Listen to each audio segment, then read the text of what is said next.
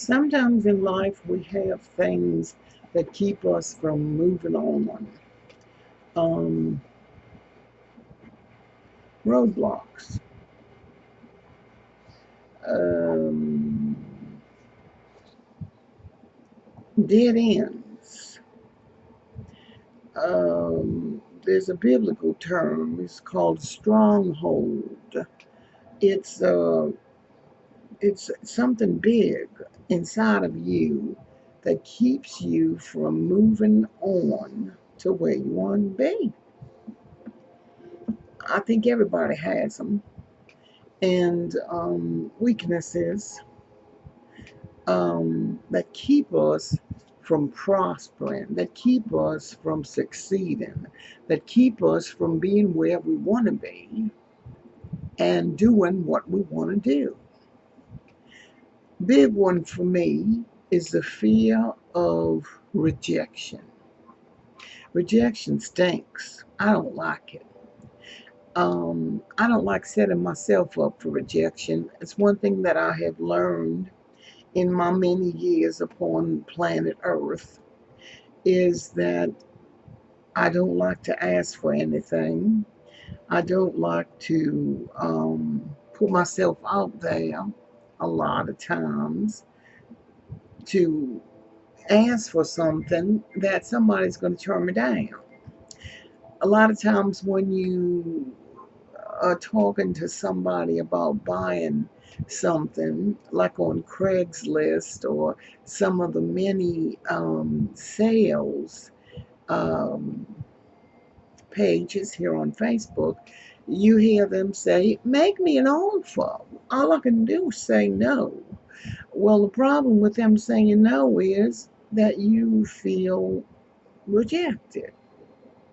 You feel kind of dumb for making a suggestion, and you don't like being shut down. I don't like being shut down, and that's a fact. But many times that's what happens.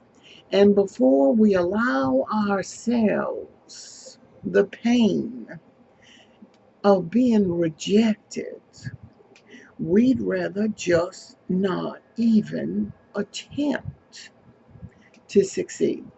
I'll give you an example. Um, I was talking to my daughter yesterday about my writing career. I have always been a writer. I wrote my first play when I was 5 years old. Um, I wrote many books. I wrote many poems. I've got a lot of awards for some of the poems that I wrote, but it wasn't because I submitted them. It was because I had a teacher who believed in me. And when I would get an assignment and I would write a poem, she would believe in my poem and she would send it off. And lo and behold, I'd win ribbons or whatever they were giving out for the poems. And but I would never do it myself. Why? Because I was afraid that people weren't going to like it. And I didn't like the feeling that I got when people didn't like what I did. I didn't realize what it was at the time, but it was the fear of rejection.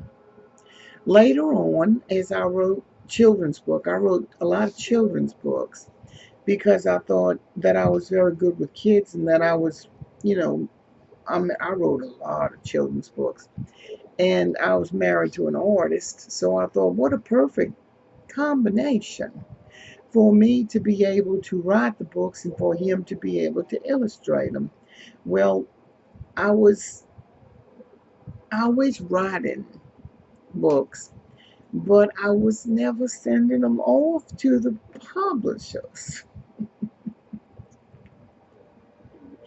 How are you going to get published if you don't send your work to have it considered or to have it looked at or to have it, you know, judged to see if it's good enough? I never did it. Ooh, I wouldn't do it. I was afraid to. I didn't. No, no, no, no. I wasn't going to do it. And one day, my daughter sent off a book that I wrote called, there was two of them. Molly McGee Had a Secret, and the other one was Stinky Monday. And she sent them off, and those, I think it was Aragon Press, wanted to publish them, which was an absolute shock to me. But I didn't do it myself. My daughter did it because she felt like they were good, and she just wanted to see what kind of reaction I'd get. And sure enough, they were received well. But did I ever send out anything? Even after that happened, I still had the fear of being rejected, so I never did put anything out there. My point is that many times we are gifted. We do have something valuable. We do have something to offer. We do have something to contribute. We do have something burning within us that needs to get out, but we're too afraid to put it out there. A lot of times I see things in pictures, and a lot of times I will see someone sitting on their hands. And that lets me know that they have something that they're supposed to be doing, but they're not doing it. And so then I'll ask them, what is it that you like to do? What kind of hobbies do you have? What kind of whatever? And that'll open the door for them to tell me about what they're supposed to be doing, and they're too afraid. For instance, I had one friend who was supposed to be working with children. She's very good at it. She's very good with children, very good with bad children, and very good with getting through to them when other people can't. But she was afraid to go through that door. And so she just kept quiet. She just sat on her hands. She just refused to do what she was meant to do. I have other friends who are very talented with music, very gifted in writing, exceptionally talented as far as art goes, drawing pictures and doing artwork. And yet they don't do anything with it because they think, oh, well, I'm never going to succeed. I'm never going to sell nothing. Oh, I'm never going to do whatever. You know what? It doesn't matter if you sell anything. It doesn't matter if you become the a number one or a top 10 book author. What matters is that you take the gift that you're given and you use it. You use it, you put it out there. You never know what's going to happen, who's going to see it, or how. This is what's important to me. Not so much that you're going to make money, but that you're going to help somebody with what you have to say or what you have to do. You're going to help somebody, you're going to bless somebody, you're going to make a difference in somebody's life. So being afraid to put what you have out there is something that has to stop, because if you have a gift, if you have a talent, if you have an ability, and you're not using it because you're afraid of being rejected, then you're missing out and you're wasting time. And I want to tell you that I wasted many, many, many years not doing some of the things that I was supposed to do. And writing was one of them. But there was a lot more. I was always a singer. I was always musical. And I was really, it was easy for me to do music. It was easy for me to work with children. It was easy for me to write plays and to put on cantatas and things like that. But there were other gifts and abilities that I had that I wouldn't use because I was afraid. I was afraid that maybe I would be rejected, or maybe people wouldn't understand, or maybe they would think I was some kind of a crackpot. So it wasn't until I was 50 something that I finally got to the point to where I realized that everything that I was given was not just given to me to be hidden under a bushel or to be hidden in a box or to be put in a closet. Or my mother used to have the most beautiful china and she would put it in the cabinet, but we weren't allowed to use it. It was decorations. And I used to think, how awful to have all of this beautiful china and never use it.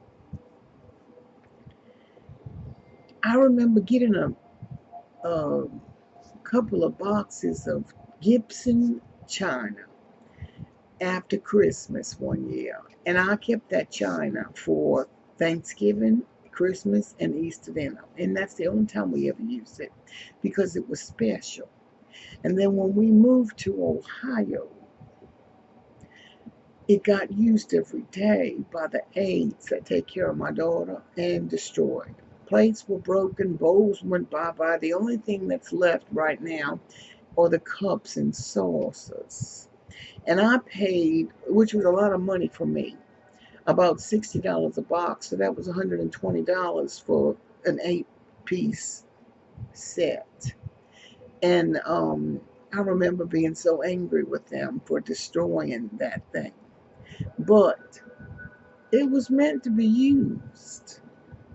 It was special, but it was meant to be used. Not just for special occasions, but for any occasion that I would use it would make it special. And so that's what I'm telling you right now.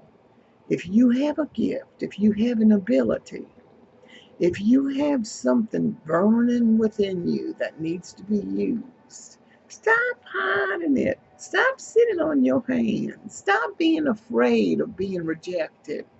And just throw caution to the wind and put it out there. You never know what will happen if you just reach out and give a part of yourself. You don't know who you're going to bless. You don't know whose life you're going to make a difference in. But I do know this. The minute you start using what God gives you, you are going to be the one who's blessed.